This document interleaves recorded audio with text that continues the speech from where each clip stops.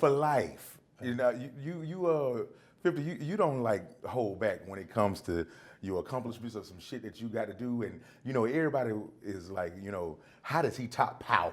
Yeah. How does he top power? And you told us you got something for us. Oh, yeah, And yeah. I seen for life 5 times in a row. Wow. 5 times. I know what's going on. And I'm one of those people that when I hear about somebody being in the wrong place at the right time or the right place at the wrong time, I'm like, what the fuck was you doing there in the first place? Well, after watching this, it switched up my whole mind frame and how perception can fuck up your whole life. Yeah.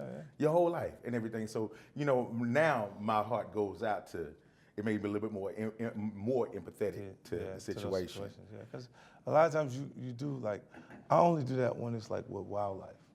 Like when I see people playing with wild animals, I'm like, you're supposed to fuck you up. So if you get fucked up, you were supposed to. Like, you know, like it's within the chain of things. But when you get to, like in life, there's circumstances and situations that go on that you can't even control it. It's just gonna happen. You just happen to be there, you know, and different things. Speaking of chance meetings, right? I mean, like right off when I saw Isaac, I didn't know it was about drugs. I thought you went to jail for pimping because of your hair. And I know he loved pimps and he loved drug dealers and all that. You know what I'm saying? And that's his thing. He understands that world. But then when I'm seeing it, and you got, you know, accused of being a kingpin and everything, I was kind of thrown off. And when you when I think kingpin, I'm thinking Big Meech and all this other stuff. Yeah. How they said it was that nigga right there. Yeah. How did they do that to you? Well, you know, I got to go back to an incident that I spoke about earlier, just to use as an example. There's a guy that's on YouTube and a very notorious guy from New York to DC, killed a lot of people. You know, I mean, really recklessly murdered people and Yeah, you know, sold a lot of drugs. Alpo. Right. You know, and you said it. So Yeah. so and this guy, there's an interview where they asked him, you know, how could you do that? How could you be out here doing all the things that you were doing and then turn around and cooperate with the government? And he was very explicit about it. He said, I wasn't scared of nothing out there in the street, but I was scared of the government. And so how that relates to answering your question is that, you know, people were on the stand pointing at me.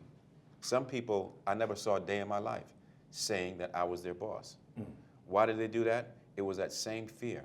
This was a situation where the prosecutor was actually sketching out the statements that was supposed to be made, making secret deals with their attorneys, their defense attorneys, to have these people get on the stand and lie.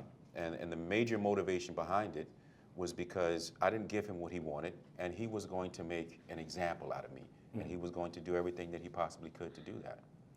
And those were one of the things. Ultimately, it turned around on him. Wow, and that was an amazing story the way you did that. You made it your business to take that dude down. Indeed. And I really enjoyed that. Yo, Big Bank Hank, what's going on? Big man? Bank Hank. Come on, ABC, yo, how did you get involved with the project? And because you did some super dope white shit, you know, Without a Trace, 61, and now you going up with 50 Cent and everything, you know, you know how he get down. Yeah. Yeah, so how would you say, like, you know what, I'm gonna roll the dice. I'm fucking with this. Well, the story. I mean, the story came my way. It's you know, as a writer, you are interested in the things that have humanity. You know, black, white, Asian, doesn't matter. You know, it's what is the story? What's the human element of the story? But at the same time, I do feel, and did feel in this day and age, you know, I want to do something that's about something. You know, there's a lot going on in our politics that we cannot control and we feel helpless about. And I went into a real hole in 2017 about what's happening in this country. And I said, whatever I do next, it's got to be about something. And then this came my way. And you know, I knew it was something that could be important, but it had to be entertaining first.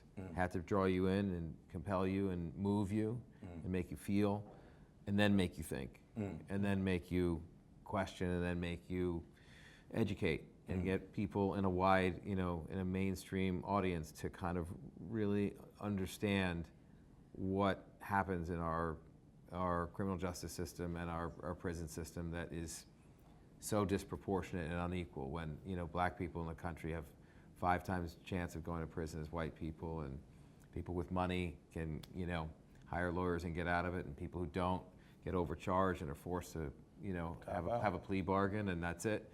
Those are all things that we can explore in the show just through the drama of this character.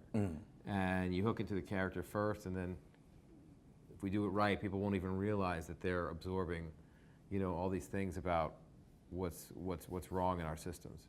And I felt, you know, I could do it well because I tapped into the humanity of the character. 50, ABC, are they allowing you to be you? Absolutely. That's why this is gonna go. I said I've been #1 show on ABC in 2 seasons. Give me 2 seasons. I say this season's gonna be the #1 show. 2 seasons, I get them. Watch this. Boom. There it is. Hey, I appreciate y'all for life. I'm excited about it. Thank you.